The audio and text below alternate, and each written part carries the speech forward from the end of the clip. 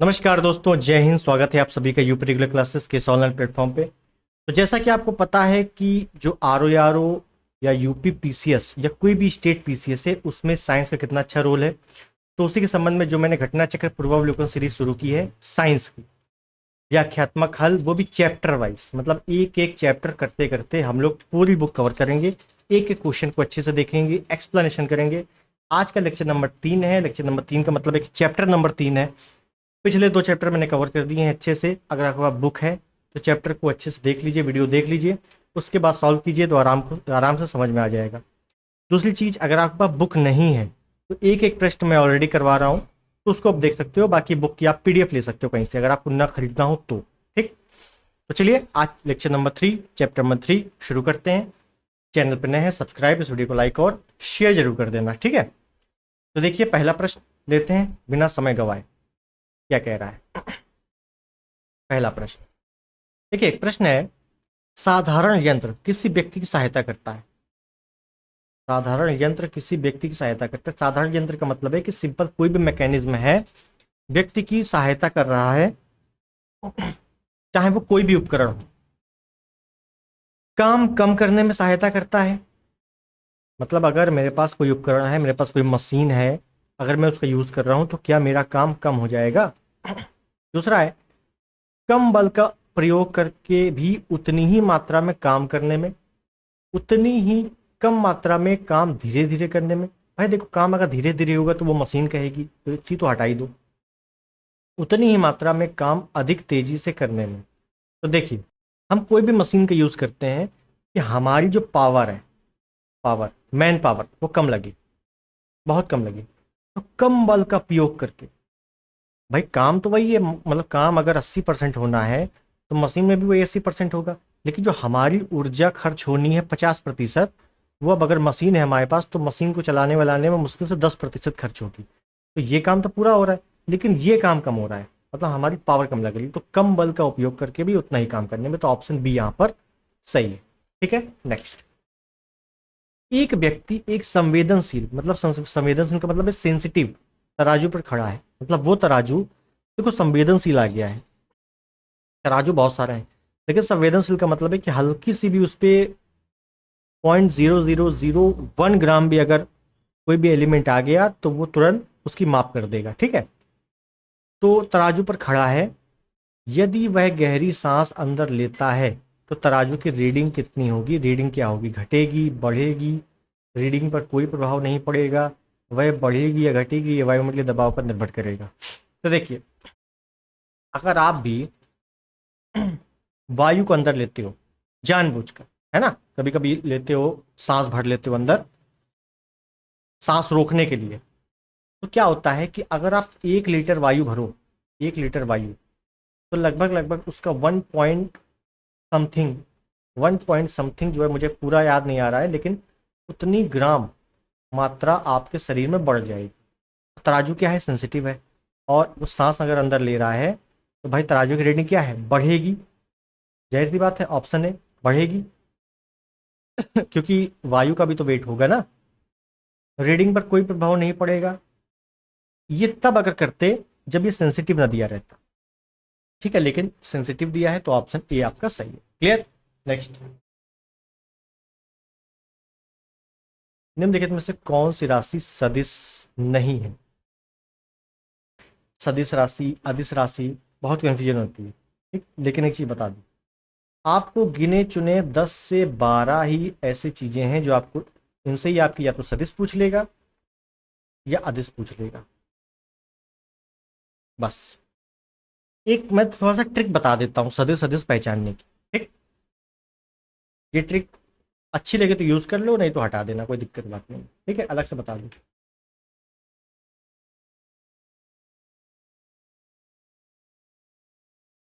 उस आर्द्रता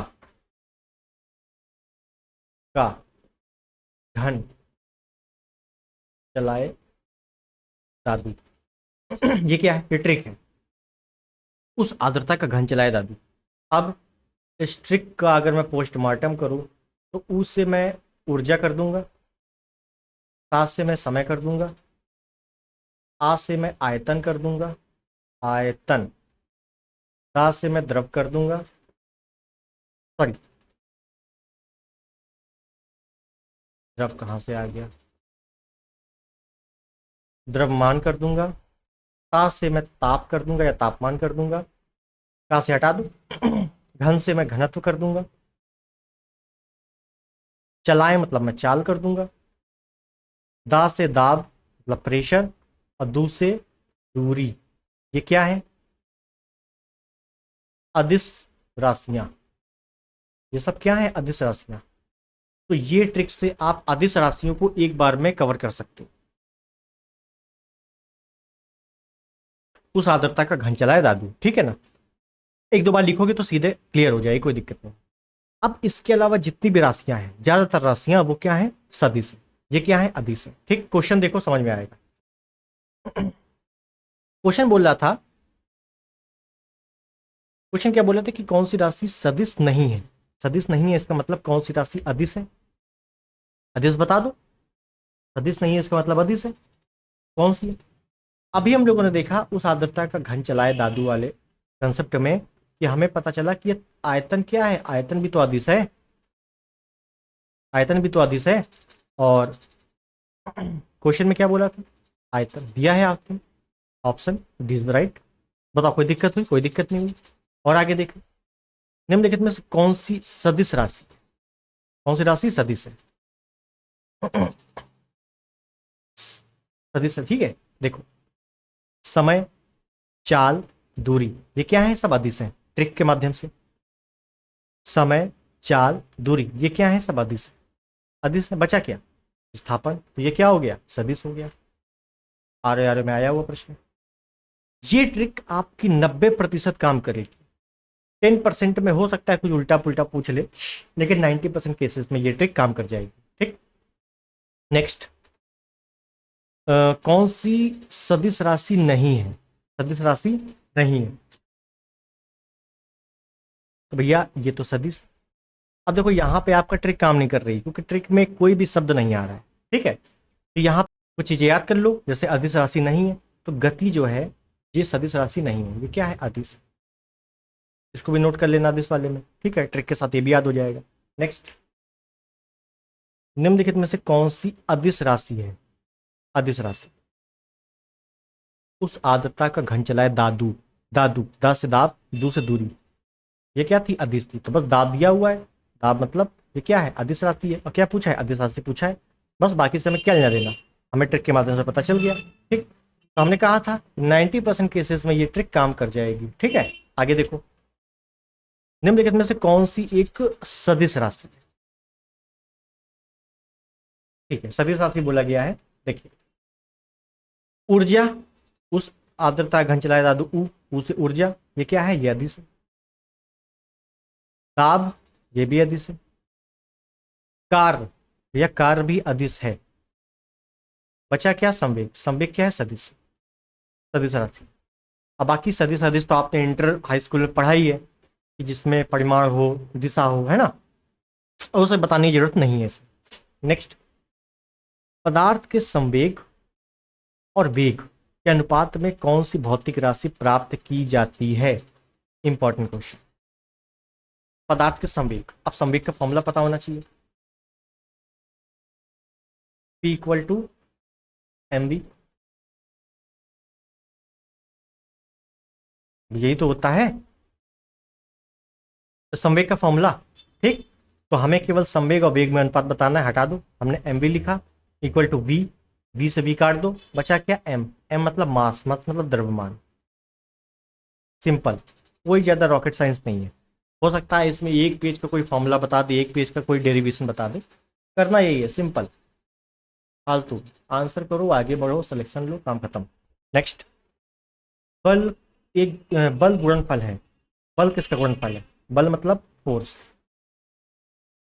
फोर्स मतलब एफ, और एफ से एक फॉर्मूला पढ़ा होगा, F equal to M A, M मतलब द्रव्यमान, द्रव्यमान, ए मतलब एक्सलरेशन मतलब त्वरण, तो द्रव्यमान गुणे त्वरण, द्रव्यमान गुणे त्वरण, option B is the right. और ये है क्या, ये गति का सेकंड नियम है, दूसरा नियम, गति का सेकंड नियम है, ध्यान देना है। ठीक है, और गति के सेकंड नियम से बल का व्यंजक प्राप्त होता है। क्या प्राप्त होता है? बल का व्यंजक। आपसे पूछा जाता है कि गति के किस नियम से बल का व्यंजक प्राप्त होता है, प्रथम, द्वितीय, तृतीय, चतुर्थ। तो चतुर्थ तो मतलब है ही नहीं, तो सेकंड फॉर्मूले से हमें बल का व्यंजक प्राप्त होता है। ठीक, नेक्स्ट। ऊर्जा संरक्षण से का आशय है कि, बताइए, सिंपल क्वेश्चन है कि ऊर्जा संरक्षण क्या है? ऊर्जा ना तो नष्ट की जा सकती है, ना ही उत्पन्न की जा सकती है, बस एक फॉर्म से दूसरे फॉर्म में ट्रांसफर हो सकती है। ऊर्जा का ना तो सृजन हो सकता है, ना ही विनाश हो सकता है। तो यही है ऊर्जा संरक्षण। Option D is the right. Simple question, कोई रॉकेट साइंस नहीं। नेक्स्ट। हमारे द्वारा उपयोग किए जाने वाले ऊर्जा के अधिकांश स्रोत संग्रहित सौर ऊर्जा का प्रतिनिधित्व करते हैं। निम्नलिखित में से कौन सा अनंत सूर्य की ऊर्जा से व्युत्पन्न नहीं होता? सूर्य की ऊर्जा से उसका कोई लेना देना नहीं है। तो देखो, एक आपका है भूतापीय ऊर्जा, इसका भी सूर्य की ऊर्जा से कोई लेना देना नहीं, ये पृथ्वी की गर्मी से ही ऊर्जा प्राप्त होती है इसकी। ठीक। पवन ऊर्जा है, बायोमास ऊर्जा तो पूरा ही है सूर्य से संबंधित। और ये नाभिकीय ऊर्जा जो है, इसका भी सूर्य से लेना देना नहीं है। यहाँ पे ऑप्शन ए और ऑप्शन बी दोनों सही होंगे। और ये मैं आपको जब पर्यावरण बताऊंगा, ध्यान दीजिए, पर्यावरण, तो इसका पूरा का पूरा चैप्टर है एक, तो वहाँ पे मैं इसको डिटेल में बता दूंगा। ठीक है, अभी केवल आप लोग इतना याद रखो, ए और बी दोनों सही है, और बाकी पर्यावरण वाले चैप्टर में पूरा डिटेलिंग में बताऊंगा। ठीक है, चलो आगे देखते हैं अभी। और ये क्वेश्चन इंपॉर्टेंट है, 22 में आया हुआ है, तो इसको ध्यान रखना। हवाओं की ऊर्जा होती है, हवाओं की ऊर्जा केवल स्थितिज, केवल गतिज, वैद्युत स्थितिज और गतिज दोनों। तो देखो, हवा क्या है, आप खुद ही देखो, हवा क्या रुकती है क्या? हवा रुकती है क्या? तो भाई साहब, हवा बिल्कुल नहीं रुकती, ऐसा तो है नहीं। हवा आ रही है, थोड़ा सा रुक गई, हम लोग बोलचाल की भाषा में कह देते हैं कि हवा रुक गई है, चल नहीं रही है, लेकिन हवा कभी रुकती नहीं। तो क्या है? केवल केवल गतिज ऊर्जा है, केवल गतिज ऊर्जा, ध्यान देना है, हवा क्या है? गतिज ऊर्जा है। ठीक है, नेक्स्ट।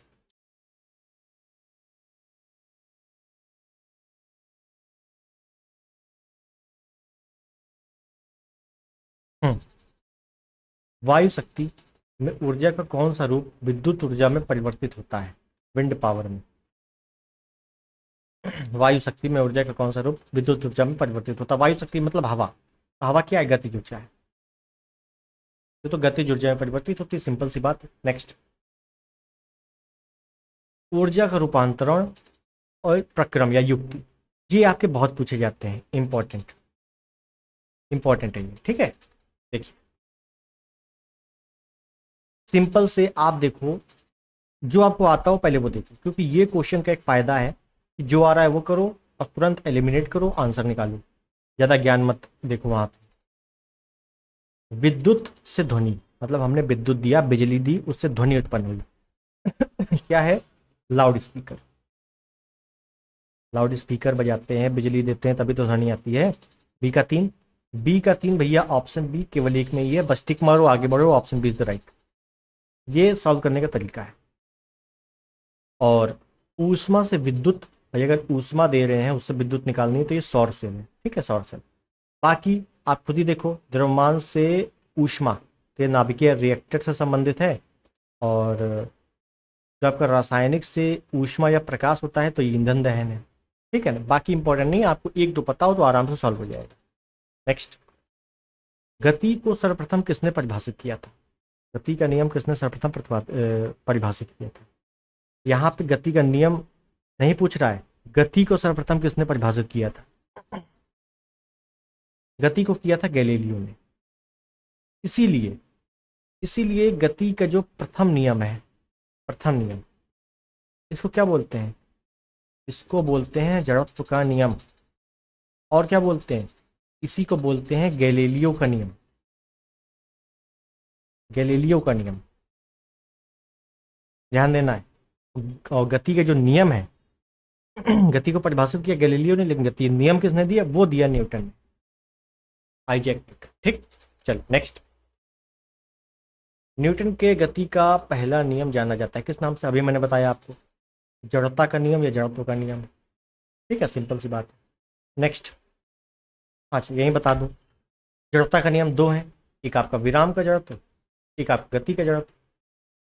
बचपन में बहुत पढ़ा होगा, कि अगर कोई बस है रुकी हुई है, आप बैठे हो, बस चली, आप पीछे हो जाते हो, या बस चल रही है तुरंत अचानक ब्रेक लगा आप आगे हो जाते हो, है ना। गति का विराम का सिंपल स्ट्रक्चर। एक ट्रेन जैसे ही चलना आरंभ करती है, उसमें बैठे यात्री का सिर पीछे की ओर झुक जाता है। अभी मैंने बताया जो भाई यात्री क्या है, यात्री स्थिर है, यात्री नहीं चल रहा है। ट्रेन जैसी चलती है, ट्रेन चली, यात्री क्या हो गया, पीछे हो गया। क्यों? क्योंकि ये स्थिर था, अ, गति नहीं थी इसमें, स्थिर था, तो बस क्या हो गया, स्थिरता का जवाब। Option A is the right. Clear. Next, स्थित विज्ञान निम्नलिखित में से किससे संबंधित है?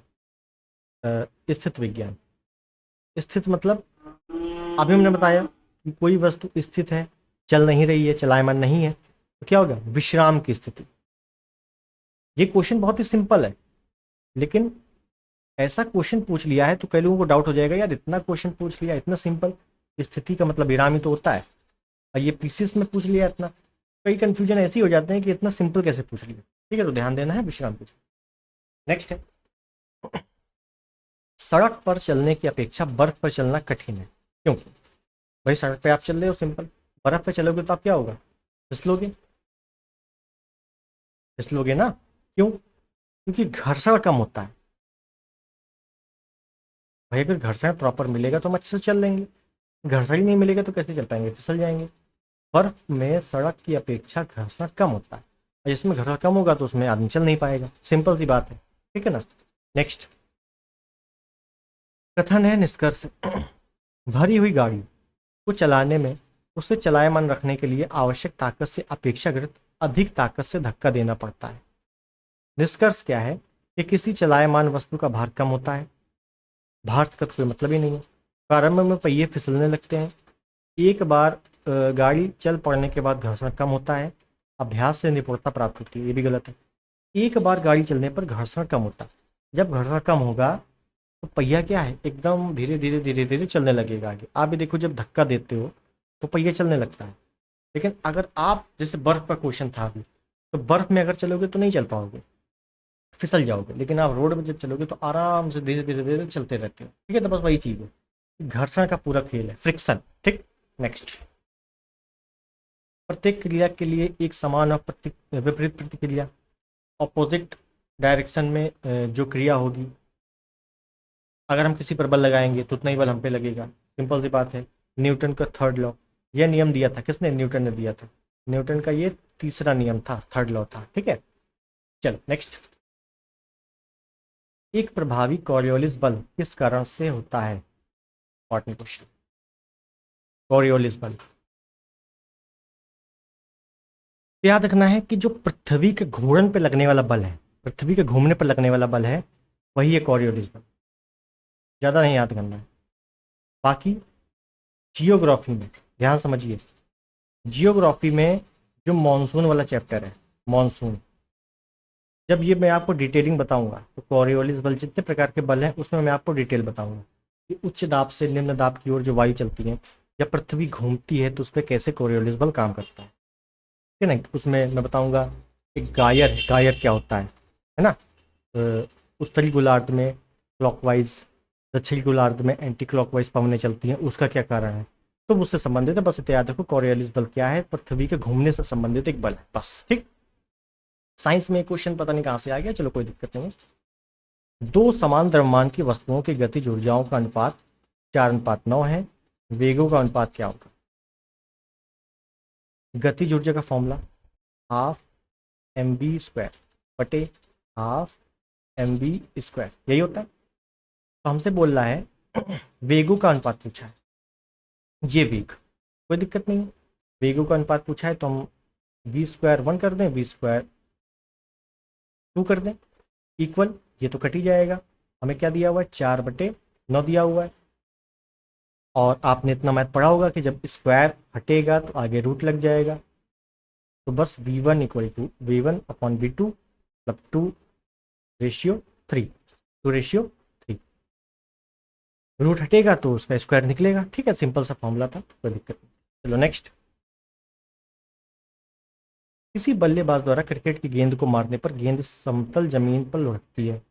कुछ दूर लुढ़कने के बाद गेंद रुक जाती है। गेंद रुकने के लिए धीमी होती है, क्यों? भाई गेंद जो है लुढ़क रही है तो रुकती क्यों है? ध्यान देना है कि जब गेंद लुढ़क रही है तो उसको रोकने के लिए भी एक बल काम करता है। जैसे गेंद पर गति की दिशा के विपरीत एक बल कार्य करता है, बस इसी वजह से रुक जाती है। जैसे कोई गाड़ी है, गाड़ी चलते चलते चलते चलते अपने आप रुक जाती है। जैसे आप किसी गाड़ी को धक्का दो, चालू नहीं है तो वो 1 2 3 मिनट हो सकता है चले, लेकिन उसके बाद अपने आप रुक जाती है। क्यों? क्योंकि उसके विपरीत में एक फोर्स लगता है। ठीक, वो कौन सा फोर्स है, उसके फोर्स की गतिविधियाँ क्या हैं और विशेषताएं क्या हैं, ये आपको अगले चैप्टर में डिटेलिंग बताऊंगा, क्योंकि अगले चैप्टर में इसके बारे में दिया हुआ है। ठीक है, तो चलिए, आज के क्वेश्चन बहुत ही कम थे और बहुत ही छोटे चैप्टर था, कोई दिक्कत की बात नहीं। और कोई क्वेश्चन बचे हैं क्या? हाँ सॉरी, क्वेश्चन बचे हुए हैं अभी 2 3 क्वेश्चन और। वॉशिंग मशीन कार सिद्धांत, एक है अपकेंद्र बल और एक है अभिकेंद्र बल। अभिकेंद्र बल, ये दो फोर्सेस होते हैं। ये क्या है? अपकेंद्र बल मतलब होता है मतलब अंदर की ओर कार्य करता है, बस इतना याद रखो। अपकेंद्र बल अंदर की ओर, अभिकेंद्र बाहर की ओर। जैसे वॉशिंग मशीन, वॉशिंग मशीन क्या है? ये अपकेंद्र बल है। अपकेंद्र का मतलब है कि अंदर की ओर फेंकता है। सॉरी, क्षमा चाहता हूँ, ये थोड़ा सा गड़बड़ हो गया, उल्टा लिख दिया मैंने ना, क्षमा क्षमा क्षमा। ये है आपका केंद्र की ओर, ये है आपका बाहर की ओर। कैसे याद रखो? अभी, अभी केंद्र, अभी हम केंद्र में जा रहे हैं। ठीक, केंद्र की ओर मतलब क्या होता है कि कोई वस्तु है, अब केंद्र मतलब इसी से संबंधित है।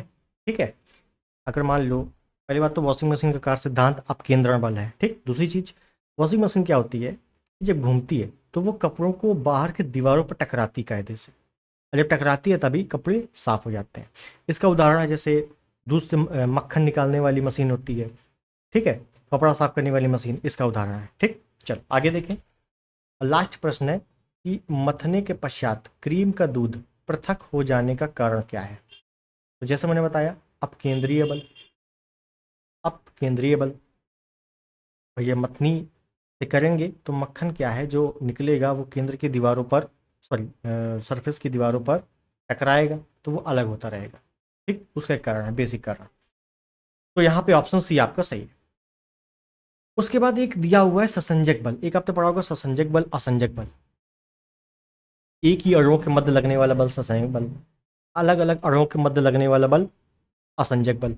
जैसे मेरे पास ये पेन है, मैं बोर्ड पे, अगर आपने देखा होगा जो बोर्ड होता है ब्लैक बोर्ड, उस पर चौक से कुछ बनाया जाता है, बन जाता है, चौक उस पर चिपक जाती है, तो भैया असंजक बल है। और इधर पानी अगर रखा हुआ है, इधर पानी रखा हुआ है, दोनों को मिक्स कर देंगे तो पानी बिल्कुल मिक्स हो जाएगा। ये क्या है? ससंजक बल है। बस इतना ही है। ठीक है, तो क्वेश्चन हमारे समाप्त हो गए हैं। छोटा चैप्टर था, अगले चैप्टर पे काफ़ी चीज़ें आएंगी, अगले चैप्टर पे काफ़ी सारे रूल आएंगे।